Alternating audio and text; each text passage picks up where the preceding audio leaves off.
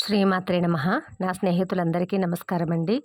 శ్రీశైల పుణ్యక్షేత్రంలో నల్లమల అడవిలో అక్కమహాదేవి ఎందుకు ఘోర తపస్సు చేయవలసి వచ్చింది? అసలు కర్ణాటక మహారాజు ఎందుకు అక్క మహాదేవిని బలవంతం చేయాలనుకున్నారు? అసలు అక్కమహాదేవి ఇంత కారు చీకట్లో అక్కమహాదేవి ఎందుకు ఘోర తపస్సు చేయవలసి వచ్చింది?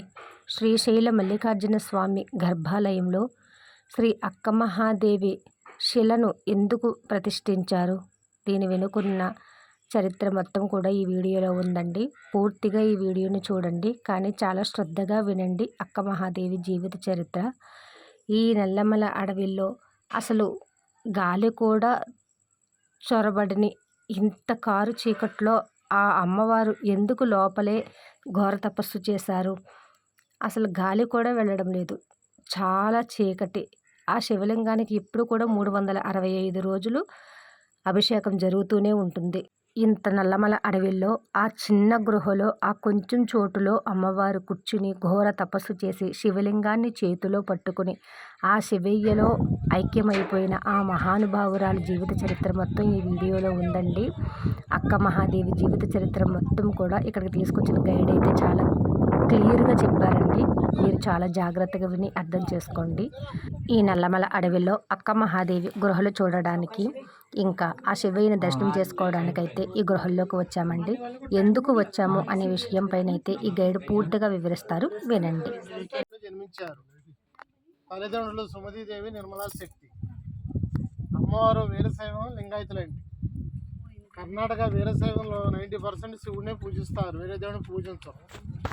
వారు శివయ్యని జనమల్లికార్జునాన్ని పిలుస్తారు. ఆ తల్లి ఫస్ట్ నుంచి కూడా శివభక్తి తప్పుపడ్డారు. తన ఆరాధ్య దైవమైన శివుని స్వరూపాన్ని చూసి చేసుకుంటే శివుడిని పెళ్లి చేసుకోవాలని చెప్పి తపస్సు చేసింది అమ్మవారి. అమ్మవారు మహాసౌందర్యవతి. ఎంత గొప్పదంటే ఆ తల్లి దృష్టిలో ఉన్న అందాన్ని తీసుకుంటే వాటికంటే అందంగా ఉంటుంది అంటే ఆ తల్లి. కానీ ఏనాడు కూడా తన బాహ్యశరీరాన్ని చూసి ఆ తల్లి మోజుపడలేదు. తన మనసులో ఉన్న శివయ్య కోసం తపస్సు చేసేది అక్కమాదేవి. ఆ విధంగా చేస్తుంటే కర్ణాటక మహారాజు కౌశికుడు జన్మశిస్తుడు అమ్మవారి యొక్క అందాన్ని, అమ్మవారి యొక్క గుణాన్ని చూసి ఈ అమ్మాయిని పెళ్లి చేసుకుందామని చెప్పి ముందుగా కబురు పంపిస్తారు. కబురు పంపిస్తే అక్కమ్మదేవుడు తండ్రులు బాధపడతారు. ఎందుకంటే తల్లి చేసుకుంటే శివయ్యనే పెళ్లి చేసుకుంటారు, లేకపోతే లేదండి. రాజుగారు ఏం చెప్తాడు, మామూలుగా చెప్పి చూడండి,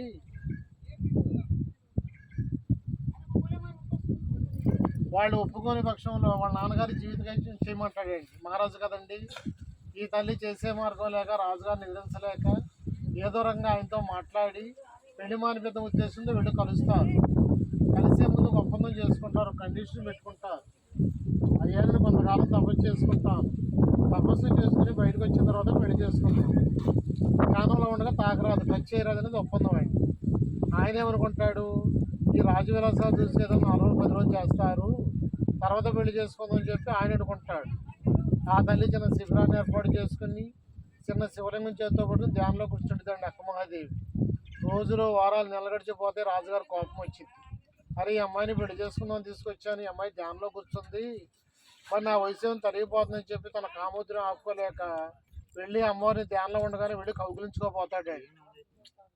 అప్పుడు ఆ తల్లి నిలబడి చెప్తారు, అయ్యా, మరి ఇన్నాళ్ళు నీరు లేదు, ఆహారం లేదు, ధ్యానంలో కూర్చున్నాను. మీరు నా మనసులో ఉన్న విషయాన్ని గ్రహిస్తారనుకున్నాను. మీరు కేవలం కామవాంఛతో ఈ తుచ్చమైన శరీరాన్ని చూసే మీరు మోహించారు.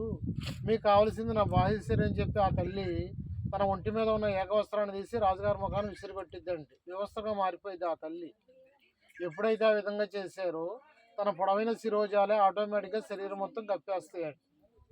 ఆ సమయంలో ఆ తల్లి రాజుగారికి ఎలా కనిపించారంటే, వాళ్ళు జైనంశిస్తున్న దేవుడు జైన తీర్థంకరుడు దిగంబరంగా కనిపించిందంటే, అమ్మా, నన్ను క్షమించు, నేను పొరపాటు చేశాను, కామోద్రేయంగా ప్రవర్తించాను, మీరు ఉన్న భక్తిని చూడని చెప్పి నమస్కారం చేస్తాడండి. ఆ తల్లిని అక్కడ తపస్సు చేసుకొని చెప్పి చాలా ప్రాధాయపడతాడు. కానీ తల్లి ఆ కొండకుండా అక్కడి నుంచి బయలుదేరి దాదాపు 100 కిలోమీటర్లు కాలినడకం శ్రీశైలం వచ్చి ఆ కేవ్స్ లోపల కూర్చుని కఠోరమైన తపస్సు చేశారు అక్కమాదేవి. ఆమె తపస్సు ఫలితంగా లోపల పార్వతీ పరమేశ్వరుడు శివలింగాకారంలో దర్శనం ఇచ్చారు. మనం అందరం కూడా శివలింగం దర్శనం కోసం వెళుతున్నామండి.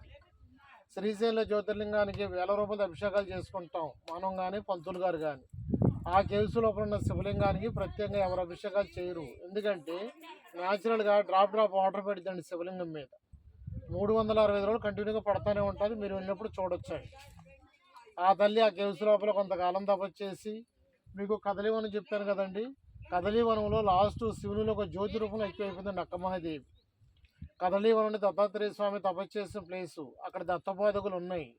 మరి లాస్ట్ అవతారం శ్రీ నృసింహ సరస్సు అవతారం ఇక్కడ జరిగిందని చెప్తారు. ఇవన్నీ కూడా తప్పు స్థలాలండి, విహారయాత్ర అయితే కాదండి. మనం 1 అవర్ జర్నీకే చాలా ఇబ్బంది పడ్డాము. మరి మధ్యన పేపర్లు వేస్తున్నారు పెద్దబులు వచ్చింది చిరుతుబులు వచ్చిందని చెప్పి. మరి దాదాపు 800 ఏళ్ల క్రితం ఆ తల్లి ఒంటి మీద బట్టలు లేవు, కాళ్ళ చెప్పులు, ఎటువంటి ఆయుధం లేదు, శవేని పెళ్లి చేసుకోవాలని చెప్పి ఆ కేసు లోపల కూర్చొని కఠోరమైన తపస్సు చేశారు అక్కమాదేవి. వాస్తవానికి మానవ రూపంలో పుట్టిన విగ్రహాలు గర్భగుడిలో ఎక్కడ పెట్టండి. దాదాపుగా మనం ఎన్ని వేల రూపాయలు డొనేషన్ ఇచ్చినా కానీ, శిలాపలకల మీద రాస్తారే కానీ గర్భగుడిలో మూర్తి విగ్రహం పక్కన మానవ విగ్రహాలు ఎక్కడ ఉండవండి. కానీ శ్రీ అక్కమాదేవి విగ్రహాన్ని శ్రీశైలం గర్భగుడిలో పెట్టారు. మీరు లోపలికి వెళ్ళి జ్యోతిర్లింగం తాగడానికి వెళ్ళే ముందు లెఫ్ట్లో నల్లరాతి విగ్రహం ఉంటుందండి, ఆమె అక్కమాదేవి. మనకు దూరదర్శనం అయితే మన చూపు అంతా కూడా అయ్యవారి మీద ఉంటుందండి, పక్కన విగ్రహాలు కనిపించవు అన్నమాట. అంత పరభక్తురాలు ఆ తల్లి. మరి కేవ్స్ ఏర్పడి 1 lakh years ఓల్డ్ అండి. ఆర్కియాలజీ డిపార్ట్మెంట్ చెప్పిన ప్రకారం ఈ గుహలు ఏర్పడి 1,00,000 సంవత్సరాలు దాటిందంటే ఈరోజు కాదు. అమ్మవారి తపస్సు చేసింది 800 ఏళ్ల క్రితం. మనకు తిరుపతిలో న్యాచురల్ ఆర్చ్ ఉందండి, రాతిశిలాపారం 23 feet అండి. అదే మిలియన్ ఇయర్స్ అని చెప్తారు. మనకి కేవ్స్ ముందర భారీ శిలాతోరణం ఉందండి, 120 feet లెంత్, 30 feet విడ్త్ అండి. భౌగోళిక అద్భుతంగా చెప్తారు. కదలీవనం గురించి మాట చెప్తానండి. అక్కడ ఇల్లు చూపించాను కదండి, హౌస్ బ్యాక్ సైడ్కి 8 kilometers పై వాక్ అండి. దాదాపు 3 గంటల సేపు నడవాలి, ఎవరైనా వెళ్ళొచ్చు. అక్కడ వెళితే న్యాచురల్గా ఏర్పడింది షెల్టర్ లాగా ఉంటుందండి. పైన టాప్ వచ్చింది, కిందకి దిగొస్తే 1000 numbers స్టే చేయొచ్చండి. వర్షం కానీ గాలి కానీ ఇబ్బంది ఉండదు. మేము పౌర్ణమి రోజు వెళ్ళాం. మహారాష్ట్ర పూణే నుంచి వచ్చారు దత్తాత్రేయ స్వామి శిష్యులు, వాళ్ళతో పాటు మేము వెళ్ళాం. నైట్ 11 ఆ ప్రాంతంలో చంద్రుడు భూమి నుంచి పైకి వస్తున్నాడు, ఎరుపు కాషారంగా దగదగ మండుకుంటూ వస్తున్నాడు. ఎంత వయస్సాలు అంటే ఆ పర్వతం కంటే పెద్దగా కనిపిస్తుందండి ముందు సైజు. చంద్రుడు ఆకృతి పెద్ద గోడలా కనిపిస్తుందండి, ఆ పర్వతం చాలా చిన్నగా కనబడుతుందండి. అందరం చూసాము, తెల్లారిపోయింది. ఉదయం 7 గంటలు చూస్తే సూర్యుడి పక్క చంద్రుడి పక్క చాలా దగ్గరగా కనిపిస్తున్నారండి. మన బాడీలో సెంటర్ పాయింట్ నాభిస్థానం, భూమండలానికి నాభిస్థానం శ్రీశైలం అండి. అందుచేత అంత దగ్గరగా అంత పెద్దగా కనిపించి నా అనుభవం మీకు చెప్పారండి. ఎవరి అనుభవం వాడుకుంటుంది. ఇప్పుడు మనం కొత్తగా ఇల్లు కట్టుకుంటామండి, పంతులు గారు చెప్తారు భరతకంటే జంబూద్వీపే శ్రీశైల ఈశాన్య దిగ్భాగే అని చెప్తారండి. శ్రీశైలానికి మనం ఏ దిక్కులో ఉన్నామని చెప్పి ఉనికిని చెప్తారండి. మనకి శ్రీశైలానికి 4 ద్వారాలు, 4 ఉపద్వారాలు. ఈ వైపు ఉత్తర ద్వారం ఉమేశ్వరం, తూర్పున త్రిపురాంతకం, సిద్ధవటం, అలంపూరు జోగులాంబ తల్లి. ఇవి 4 కాక 4 ఉపక్షేత్రాలండి. సోమశిల కూడా ఉపక్షేత్రం అండి. అప్పట్లో నడిచేవాళ్ళు, సదుపాయాలు లేవు, ఇంత వాటర్ లేదు. మనకి కొండ మూల నుంచి మెట్లు ఉన్నాయండి. ఇవే మెట్లు నీటి అడుగు నుంచి రైట్ సైడ్ ఆ పర్వతానికి ఉన్నాయి. చుక్కల పర్వతం ఎక్కి కింద మిద్దెల గుడి, అక్కడి నుంచి హేమారెడ్డి మల్లమ్మ గుడి దాకా మెట్లు ఉన్నాయండి. అప్పట్లో నడిచేవాళ్ళు అన్నమాట. ఇప్పుడు ఎక్కువగా వెంకటాపురం నుంచి పాదయాత్రకు వస్తున్నారండి, 46 kilometers. శివరాత్రి ఉగాదికి పాదయాత్రకు వస్తున్నారండి. మిగతా అన్ని రూట్లు కూడా పాడైపోయినాయి అన్నమాట. మనం కేవ్స్ లోపల మొత్తం 70 అడుగులు నడుస్తామండి. 50 అడుగులు నిలబడి నిదానంగా వెళ్ళొచ్చు. ఒక 20 అడుగులు ఇట్లా బెండ్ అయ్యి ఇట్లా సైడ్లో 1/1 వెళ్ళాలండి. ఈ హైట్లో స్వయంలో శివలింగం ఉంటుంది. శివలింగానికి పూరేట్ నుదురు మెల్లగా 3 సార్లు ఆంచి దండం పెట్టుకుని మనం మనసులో మాట చెప్పుకుని ఎదురుడు బయటకు వస్తామండి. లోపల చీకటిగా ఉంటుంది, చిన్న చిన్న రాళ్ళు ఉంటాయి. మీతో పాటు మేము దగ్గరుండి టార్చ్ లైట్ వేసి మీ సెల్ ఫోన్ ఆన్ చేసుకుని దర్శనం చేసుకుంటామండి. అవకాశం ఉన్నదారు లోపలికి వెళ్ళి దయచేసి ఎవరు మాట్లాడొద్దండి. మనసులో పంచాక్షరి మంత్రం ఓం నమః శివాయ చెప్పుకుందాం. బయటకు వచ్చాక మాట్లాడుకోండి, ఫోటోలు తీసుకోండి, దర్శనాలు చేసుకోండి. ఎందుకంటే ఎంతోమంది తపస్సు చేసుకునే స్థలాలు ఇన్ని కూడా సూక్ష్మ శరీరంతో ఉంటారు. అవకాశం ఉన్న వరకు ఆ విధంగా చేద్దామండి. లోపలికి వెళ్ళే వీడియోలు ఫోటోలు తీయొద్దండి. ఎందుకంటే రిజర్వేషన్ ఉంది కాబట్టి తొందరగా దర్శనం చేసుకుని తొందరగా వచ్చేద్దామండి. ఇప్పుడు ఆ బోటు వాళ్ళు దర్శనం జరుగుతున్నాయి, ఇంకో 10 మంది ఉంటారు. మనకి ఇప్పుడు కేవ్స్ లోపల వెళ్తాం కదండి, లెఫ్ట్కి వెళ్తాం మనం. ఈ రైట్ సైడ్ సొరంగ మార్గం తెలంగాణ అచ్చంపేట దాకా ఉందంటే, అక్కడ అచ్చంపేటలో ఉంటుందంటండి ఉమామహేశ్వరం, శ్రీశైలానికి ఎల్లు దారని చెప్పి. అట్లాగే త్రిపురాంతంలో కూడా ఉందంటండి. ఈ విధంగా అప్పట్లో రాకపోకలు చేసేవాళ్ళు. ఇప్పుడు వచ్చాక మనకి ఎన్ని మారిపోయినాయి కాబట్టి ఇదండి. కదలీవనం అంటే ఇప్పుడు ప్రజెంట్ వచ్చేసి పులులు సంతానోత్పత్తి టైం అంటండి జూలై, ఆగస్టు, సెప్టెంబర్. స్టేట్లో ఫారెస్ట్లో ఎటువంటి జంగిల్ సఫారీలు ఇవ్వండి. మనం నది ఇక్కడ కాబట్టి దగ్గర కాబట్టి మన వరకే పర్మిషన్ ఇచ్చారు. అక్కడికి వెళ్ళాక వాళ్ళు అయిపోయాక మనం దర్శనం చేసుకుంటామండి. ఏమండి నిదానికి వెళ్దామా?